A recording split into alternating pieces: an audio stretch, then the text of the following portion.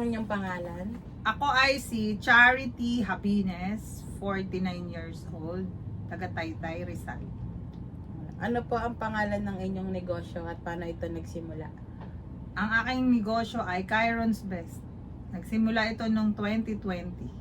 Okay. Ano po ang pangunahing suliranin sa lipunan na nais niyong tugunan sa iyong negosyo?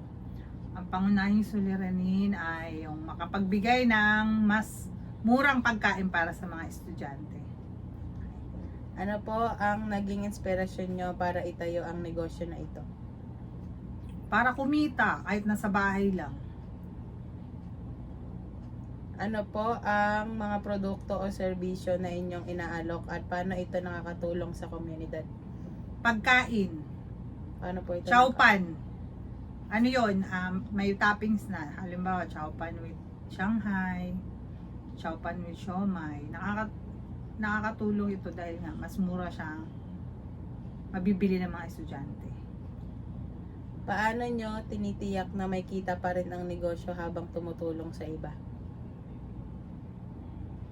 Maliit lang, pero kahit papano, tuloy-tuloy.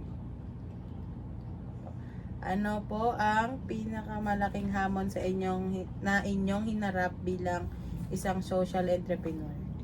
Ang pinakamalaking hamon ay ang yung biglang nawala ng pasok. Tapos na-deliver na yung mga pagkain sa school, malapit sa school. So biglang nag-cancel. Ayun. Bigla namin ipo-pull out, ibebenta na lang namin sa kapitbahay, hindi kaya makakainin na lang namin.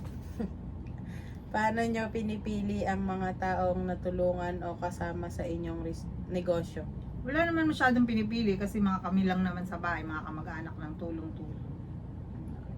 Anong klaseng pagbabago ang nakita o naramdaman nyo sa komunidad simula nung magsimula kayo?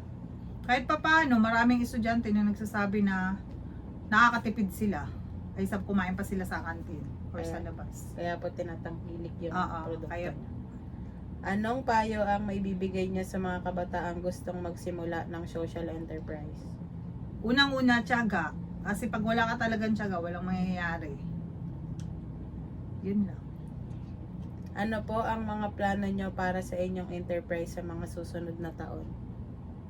Sana makatayo kami ng maliit na pwesto, yung kainan na talaga para kahit papano meron na kaming regular na pwestong pupuntahan ng mga estudyante. Hindi na namin iaalok sa kanila sa mga tabi-tabi ng school.